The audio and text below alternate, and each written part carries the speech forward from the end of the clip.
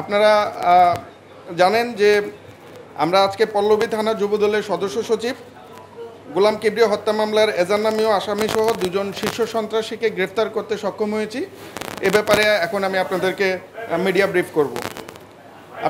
আপনারা জানেন যে গত 17 নভেম্বর 2025 তারিখ সন্ধ্যায় ঢাকা মহানগরীর পল্লবী থানা মিরপুর 12 এলাকায় বিক্রমপুর স্যানিটারি ও হার্ডওয়্যার দোকানে 6 জন অজ্ঞাতনামা সন্ত্রাসী প্রকাশ্য দিবালোকে পিস্তল দিয়ে বুকে ও পিঠে অতর্কিত গুলি করে পল্লবী থানা যুবদলের সদস্য সচিব গোলাম কিবরিয়াকে হত্যা করে। উক্ত স্থান হতে পালানোর সময় স্থানীয় জনতার উপর অস্ত্রধারী সন্ত্রাসীরা গুলি করে এবং এতে একজন রিকশাওয়ালা গুলিবিদ্ধ হয়ে গুরুতর জখম হয়। পরবর্তীতে ছাত্র জনতা তাদেরকে ধাওয়া করে জনি ভূঁইয়া নামক একজন সন্ত্রাসীকে আটক করে পল্লবী থানায় সোপর্দ করে। উক্ত বিষয়ে ভিকটিমের পরিবার পল্লবী থানায় একটি হত্যা মামলা দায়ের করে। উক্ত ঘটনাটি এলাকায় ব্যাপক চাঞ্চল্যের সৃষ্টি করে এবং বিভিন্ন প্রিন্ট ও ইলেকট্রনিক মিডিয়া সহ বিভিন্ন সামাজিক যোগাযোগ মাধ্যমে ব্যাপকভাবে প্রচারিত হয়। ঘটনার পরপরই র্যাব 4-এর আবেদনিক দল ঘটনাস্থল পরিদর্শন করে এবং সেখান থেকে সিসিটিভি ফুটেজ এবং আনুষঙ্গিক তথ্যাদি বিশ্লেষণ করে ঘটনার রহস্য উদ্ঘাটন এবং জড়িত আসামিদেরকে আইনে আওতায় আনার জন্য ছায়া তদন্ত শুরু করে। তারই ধারাবাহিকতায় গতকাল রাতে আমরা সাভার থানাধীন বিরুলিয়া এলাকা হতে গোলাম কিবরিয়া হত্যা মামলার এজাহারনামীয় আসামি এবং হত্যাকাণ্ডের নির্দেশদাতা ও পরিকল্পনাকারী মোহাম্মদ মনির হোসেন ওরফে সোহেল ওরফে পাতা সোহেল এবং জিএমপির টঙ্গী পশ্চিম থানাধীন মাজারবস্তি এলাকা হতে উক্ত হত্যাকাণ্ডের সন্দিগ্ধ ও 18টি মামলার শীর্ষ ও পলাতক সন্ত্রাসী মোহাম্মদ সুজন ওরফে বুকপোড়া সুজনকে গ্রেফতার করি। আসামিদের থেকে আমরা যেই প্রাথমিক যে তথ্যাদি পেয়েছি তাতে উক্ত ঘটনার পিছনে আমরা রাজনৈতিক কোন্দল এবং আধিপত্য বিস্তারকে কেন্দ্র করে উক্ত হত্যাকাণ্ডটি সংগঠিত হয়েছে বলে প্রাথমিকভাবে ধারণা পাই। এছাড়াও তারা জানায় যে উক্ত হত্যাকাণ্ডটি সংগঠিত করার পিছনে একটি সুপরিকল্পিত পরিকল্পনা কাজ করে যাতে একটি মোটা অঙ্কের অর্থ লেনদেন হয়। উক্ত আসামিগণ পেশাদার হত্যাকারী এবং তাদের বিরুদ্ধে বিভিন্ন থানায় একাধিক মামলা রয়েছে। উল্লেখ্য যে উক্ত হত্যাকাণ্ডের এজাহারনামীয় আসামি মোহাম্মদ মনির হোসেন ওরফে পাতা সোহেলের নামে একাধিক হত্যা, ডাকাতি, মাদক সহ পল্লবী থানায় মোট 8টি মামলা রয়েছে। হত্যাকাণ্ডের সাথে সন্দিগ্ধ অপর আসামি বাসানটেক থানাধীন এলাকার শীর্ষ সন্ত্রাসী এবং 18টি মামলা ও একাধিক ওয়ারেন্টভুক্ত সুজন ওরফে বুকপোড়া সুজন, তার বিরুদ্ধে ডাকাতি, খুনসহ ডাকাতি, হত্যা, মাদক, অস্ত্র ও বিস্ফোরক মামলাসহ বেশ কয়েকটি ওয়ারেন্ট রয়েছে। সে দীর্ঘদিন আইনশৃঙ্খলা রক্ষাকারী বাহিনীর চোখ ফাঁকি দিয়ে ঢাকা মহানগরীর বিভিন্ন স্থানে সংঘবদ্ধ অপরাধ চক্রের নেতৃত্ব দিয়ে আসছিল। মিরপুর কেন্দ্রিক বিভিন্ন সন্ত্রাসী কার্যক্রমে সুজন অস্ত্র সরবরাহ করে বলে প্রাথমিকভাবে জানা যায়। উল্লেখ্য যে গ্রেফতারকৃত আসামিদ্বয় সাম্প্রতিক সময়ে মিরপুর কেন্দ্রিক গড়ে ওঠা 4 স্টার গ্রুপ এর সক্রিয় সদস্য। গ্রেফতারকৃত আসামিদেরকে আইনানুগ ব্যবস্থা গ্রহণের নিমিত্তে সংশ্লিষ্ট থানায় প্রেরণ করা হচ্ছে। এছাড়াও আমাদের অভিযান চলমান। আমরা আশা করি এই ঘটনার সাথে আর যারা সম্পৃক্ত রয়েছেন তাদেরকে খুব শীঘ্রই আইনের আওতায় নিয়ে আসতে পারব।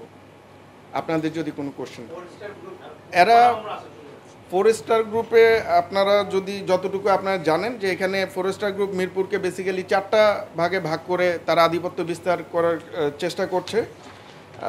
এই 4 স্টার গ্রুপের ইব্রাহিম এবং মামুন নিয়ন্ত্রিত যে সকল এলাকা আছে, এই দুজন সে সকল এলাকার নিয়ন্ত্রণাধীন এলাকায় সন্ত্রাসী কার্যক্রমে লিপ্ত ছিল। সিসিটিভি ক্যামেরাতে আমরা 3 জনকে দেখেছি। 3 জনের মধ্যে একজনকে জনতা তখন তাৎক্ষণিকভাবে ধরে থানায় হস্তান্তর করে। বাকি যেই 2 জন আছে আমরা তাদের বিরুদ্ধে অভিযান অব্যাহত আছে, হয়তো আমরা পেয়ে যাব। আমি এই মুহূর্তে নাম বলছি না, বাট আমরা চেষ্টা অব্যাহত আছে। শুটার নয়, কিন্তু নির্দেশদাতা এবং পরিকল্পনাকারী হচ্ছে আপনার পাতা সোহেল। প্রাথমিকভাবে আমরা যেটা পেয়েছি, পাতা সোহেলই তাদেরকে, যারা শুটার তাদেরকে অর্থ সরবরাহ করেছিল বাট পাতা সোহেল আসলে কোন জায়গা থেকে অর্থ পেয়েছে বা কে নির্দেশদাতা এটা এখনো আমরা ক্লিয়ার না, এ ব্যাপারে আরও তদন্তের প্রয়োজন রয়েছে। মোটিভটা আমাদের কাছে প্রাথমিকভাবে যেটা মনে হয়েছে যে এখানে দুইটা জিনিস কাজ করেছে। একটা হচ্ছে মিরপুর এলাকা কেন্দ্রিক যে আধিপত্য বিস্তার, সেটা চাঁদাবাজি, মাদক এবং অন্যান্য যে সকল সন্ত্রাসী কার্যক্রম আছে সেটা একটা ব্যাপার। আর দ্বিতীয় হচ্ছে রাজনৈতিক কোন্দল। আপনার যেই নিহত গোলাম কিবরিয়া, তিনি যেহেতু একজন সদস্য সচিব ছিলেন এবং বর্তমানে মিরপুর ওই এলাকার রাজনীতিতে তিনি বেশ সক্রিয় ছিলেন। তো এর আগে যাদের সাথে ওনার সখ্যতা ছিল, এই রাজনৈতিক মেরুকরণের পরে সেই সখ্যতাটার এগেনস্টে তিনি কাজ করছিলেন। বেসিক্যালি বিভিন্ন জায়গায় চাঁদাবাজি কিংবা মাদক ব্যবসা এগুলাতে তার সাপোর্ট ছিল না, যতটুকু আমরা জানতে পেরেছি। এই কারণেই হয়তো এই ঘটনাটা সংঘটিত হতে পারে বলে আমরা প্রাথমিকভাবে ধারণা করছি। এরা একটা সময় একসাথে ওঠা বসা করতো, বাট এই ঘটনায় মামুনের সরাসরি সম্পৃক্ততা আছে কিনা এটা আসলে অনুসন্ধান করা হচ্ছে, আমরা তারপরে জি। এটা তো শীর্ষ সন্ত্রাসী, রাজনৈতিক পরিচয় আসলে আমরা দেখিও নাই, আর আমি ঠিক জানি না এই ব্যাপারে।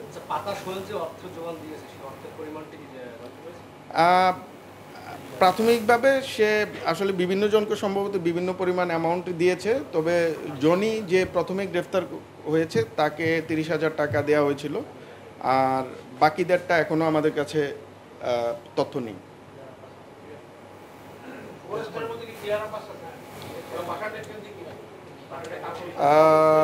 কিলার আব্বাস না, শাহাদাত আছে, সন্ত্রাসী শাহাদাত। অনেক বেশি সক্রিয় এবং অ্যাক্টিভ। এই শাহাদাত বাহিনী কি এটার সাথে এই খুনের সঙ্গে বা আন্ডারওয়ার্ল্ডের কোনো কানেকশন আছে কিনা? আন্ডারওয়ার্ল্ডের কানেকশন ভাইয়া থাকতে পারে, এটা আসলে এই মুহূর্তে আমরা তো অভিযানটা চলমান, সো আমরা যখন আসলে সবাইকে পাবো তখন হয়তো আরও সূত্রগুলো এক করে আমরা একটা ক্লিয়ার তথ্য দিতে পারবো। বাট এখন পর্যন্ত আমরা আপনার পাতা সোহেল এটাকে অ্যারেঞ্জ করেছে, এই পর্যন্ত আমরা তথ্য কালেক্ট করতে পেরেছি। ফোরস্টার হচ্ছে বর্তমান সাম্প্রতিক সময়ে মিরপুরের যে সকল সন্ত্রাসী কার্যক্রমগুলো হচ্ছে, আমরা গোয়েন্দা তথ্যের মাধ্যমে যেটা দেখেছি, এখানে ফোরস্টার নামক মানে 4 জন স্টার, সন্ত্রাসী মামুন, কিলার ইব্রাহিম, সন্ত্রাসী শাহাদাত, সন্ত্রাসী মুক্তার, এদের ছত্রছায়ায় কিংবা এদের মানে এদের নির্দেশে মিরপুরের বিভিন্ন এলাকায় বিভিন্ন সময় যে সকল অরাজকতা বা সন্ত্রাসী কার্যক্রমগুলো করা হয়, তাদের একটা মদত রয়েছে বলে আমরা জানতে পেরেছি। না, অস্ত্র এখনও আমরা উদ্ধার করতে পারি নাই, আমরা আশা করি আমরা শুটার 2 জনকে পেলে অস্ত্রগুলা হয়তো আমরা পাবো। অবৈধ অস্ত্র উদ্ধারে আসলে আমরা প্রতিদিনই আপনার কাজ করে যাচ্ছি, বাট আপনারা জানেন যে এই মুহূর্তে যে পরিমাণ অবৈধ অস্ত্র বাইরে আছে, সেটা দিয়ে ঢাকার মতো একটা জনবহুল এলাকায় আসলে শুধুমাত্র আইনশৃঙ্খলা বাহিনীর পক্ষে এই ধরনের হত্যাকাণ্ড নিষ্ক্রিয় করাটা একটু ডিফিকাল্ট। বাট আমরা বিভিন্ন গোয়েন্দা তথ্যের ভিত্তিতে কাজ করে যাচ্ছি, আমরা আশা রাখি যে আমরা সামনেও অস্ত্র উদ্ধার অভিযানগুলো সাকসেসফুল করতে পারব। আমরা তো বিভিন্ন সময় আপনার এই যে সন্ত্রাসী যারা আছে তাদেরকে ধরে আইনের আওতায় এনে পাঠাচ্ছি। এরপরের যেই স্টেপগুলো আপনারা জানেন আইনগত বিষয়, তো আমরা যতদূর জানি ইভেন এই পাতা সোহেলকেও গত 1-2 মাস আগে একবার ধরা হয়েছিল। তো বাকিটা আসলে আইনের ব্যাপার। না, এটা সম্ভবত পাতা সোহেলের উপরেও ইন্ধন থাকতে পারে, বাট এই মুহূর্তে আমাদের কাছে এটা নাই। বাট আমরা অনুমান করতে পারি এখানে উপর থেকে আরও ইন্ধন থাকার সম্ভাবনা আছে। তাদেরকে আমরা যে লিঙ্কটা পেয়েছি সে পর্যন্ত পাতা সোহেল তাদেরকে টাকা দিয়েছে, এবং যে জনি গ্রেফতার হয়েছে তাকে 30,000 টাকা দেওয়া হয়েছে, আর মানে ঘটনার দিন তাকে 1,000 টাকা দেয় এবং 30,000 টাকা তার সাথে কন্ট্যাক্ট করে। বাকিদেরটা আসলে আমরা ওদেরকে গ্রেফতার করার পরে হয়তো মানে লেনদেনটা বিভিন্ন জনের সাথে বিভিন্ন রকম হতে পারে, তখন আমরা বলতে পারবো আর কি।